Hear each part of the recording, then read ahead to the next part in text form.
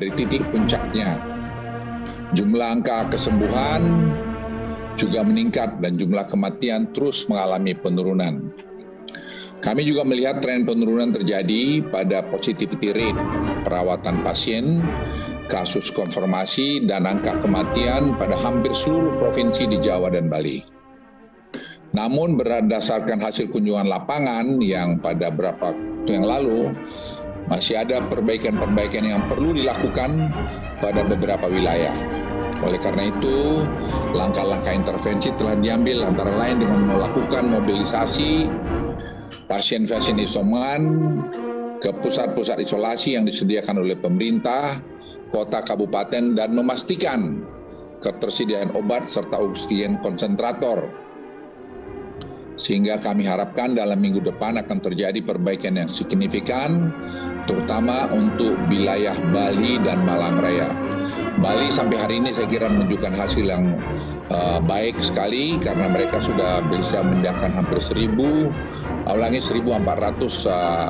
teman-teman kita dari isoman ke isoter. Dan Malang Raya juga telah membuat progres dalam konteks ini. Terkait indikator kematian, saya perlu tegaskan bahwa terkait indikator kematian, saya perlu tegaskan bahwa kita tidak mengeluarkan indikator kematian secara permanen dalam evaluasi level PPKM di Jawa dan Bali. Sama sekali tidak. Kami sedang mengharmonisasi data ini atau cleansing data ini, sehingga kita harapkan dalam minggu depan itu akan bisa kita umumkan kembali. Indikator ini dikeluarkan sementara, indikator kematian, sejak minggu lalu untuk dilakukan perbaikan-perbaikan terutama dalam hal pelaporan, sehingga akurasi bisa lebih baik. Saya mau ambil contoh satu pada Bapak Ibu sekalian. Pada tanggal 10 Agustus 2021, ada satu kota yang angka kematiannya melonjak berlipat-lipat kali, di mana ternyata angka kematian tersebut 77% berasal dari periode Juli dan bulan-bulan sebelumnya. Kasus seperti ini banyak kita temukan di kabupaten lain. Namun dalam 1-2 minggu ke depan, perbaikan data dan pelaporan ini selesai sehingga indikator kematian akan masuk kembali dalam asesmen level PPKM. Pemerintah pusat juga mendorong kepada pemerintah daerah untuk segera membuat pusat-pusat isolasi ibu hamil. Karena ini sangat penting dan kami lihat kemarin di Batu sudah jalan. Proses prioritas vaksinasi kepada ibu hamil dan penyediaan fasilitas rumah sakit rujukan bagi ibu hamil yang terkonfirmasi positif untuk menekan angka kematian pada ibu hamil.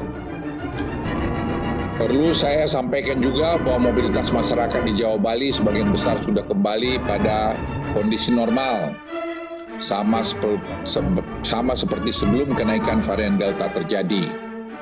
Hal ini mengindikasikan peningkatan mobilitas masyarakat yang cukup signifikan dibanding pada awal bulan Juli yang lalu.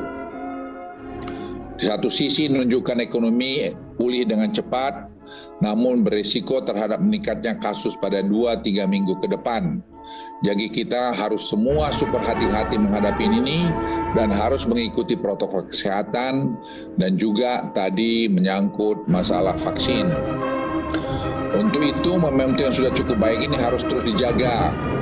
Berdasarkan evaluasi yang dilakukan atas arahan dan petunjuk Presiden Republik Indonesia, maka PPKM level 4, 3, dan 2 di Bali akan diperpanjang sampai tanggal 23 Agustus 2021.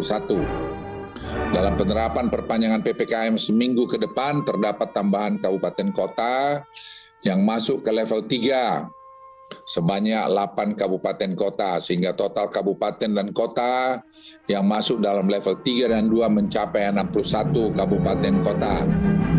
Terkait keputusan ini akan dituangkan dalam instruksi Mendagri secara detail. Selanjutnya, saya perlu juga jelaskan bahwa percobaan pembukaan yang dilakukan di pusat perbelanjaan seperti mal menunjukkan implementasi yang cukup baik melalui sistem peduli lindungi Pemerintah mendapati hasil ada 1,015 juta orang yang melakukan check-in pada sistem agar dapat masuk pusat belanja / mall, dan ada 619 orang